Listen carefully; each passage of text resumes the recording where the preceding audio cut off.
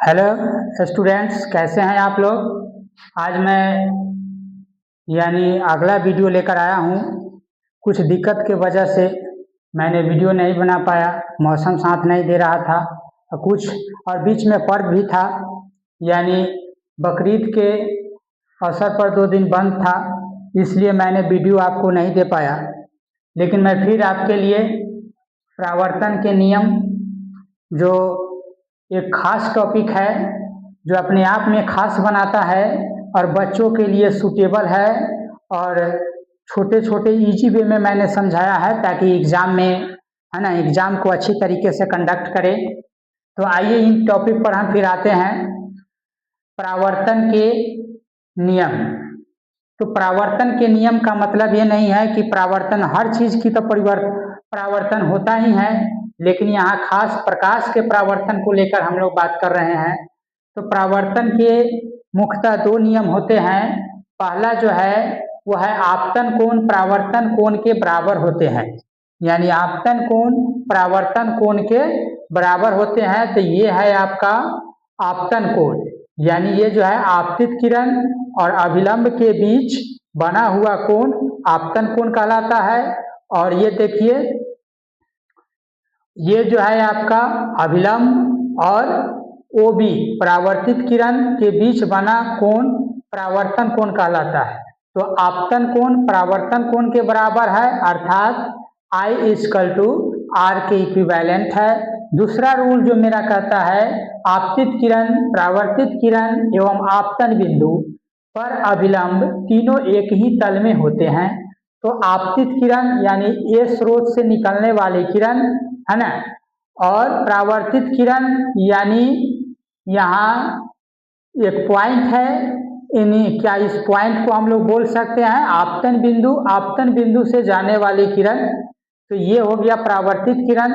और ये जो पॉइंट है जिस पर नॉर्मल गिरा हुआ है, यानी आपतन बिंदु है ना।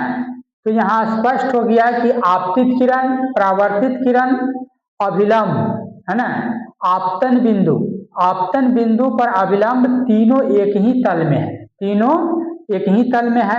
आपको समझ में आया होगा। और ये अगला जो पॉइंट है मेरा, वो है समतल दर्पण। समतल दर्पण क्या है? तो समतल दर्पण में बना प्रतिबिंब हमेशा सीधा होता है। ये समतल दर्पण का फिगर है, इसमें बना प्रतिबिंब हमेशा सीधा होता है ना। और काल्पनिक बिंब के बराबर तथा दर्पण से उतना ही दूर पीछे बनता है। समतल दर्पण यानी आपको हम बता रहे थे कि ये समतल दर्पण का फिगर है, और समतल दर्पण में जो बना हुआ ये प्रतिबिंब है, वह बिंब के ठीक उतना ही पीछे बनता है। यानी ये बिंब है और बिंब के उतना ही पीछे बनता है। यानी कहने का मतलब है कि समतल दर्पण में बना प्रतिबिंब हमेशा सीधा होता है, काल्पनिक बिंब के बराबर होता है तथा दर्पण से उतना ही दूर पीछे बनता है जितनी दूरी पर बिंब होता है। तो ये है बिंब इसके पीछे, यानी ये दर्पण के पीछे उतना ही। समतल दर्पण के उपयोग। तो समतल दर्पण के उपयोग आप अच्छी तरह से जानते हैं, और फिर भी मैं एक बार फिर से बता दे रहा हूँ। पॉइंट नंबर 1, समतल दर्पण का उपयोग यानी घरेलू उपयोग में चेहरा देखने के लिए किया जाता है, और दूसरा पॉइंट जो है पेरिस्कोप बनाने में किया जाता है। तो इतना तो आप क्लियर है। अगला पॉइंट जो है गोलीय दर्पण। गोलीय दर्पण मुख्यतः किसी गोले का एक टुकड़ा होता है जिसका कोई एक सतह चिकना होता है तथा दूसरे सतह पर चांदी का पेंट करके लाल रंग का लेप लगा दिया जाता है। ये गोलीय दर्पण का है ना, ये गोलीय दर्पण हुआ। और गोलीय दर्पण मुख्यतः 2 प्रकार के होते हैं, अवतल दर्पण और उत्तल दर्पण।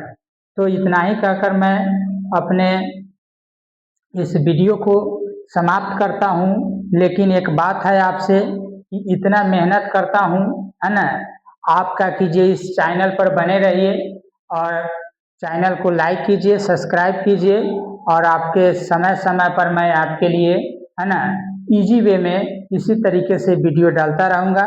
That's all, thank you.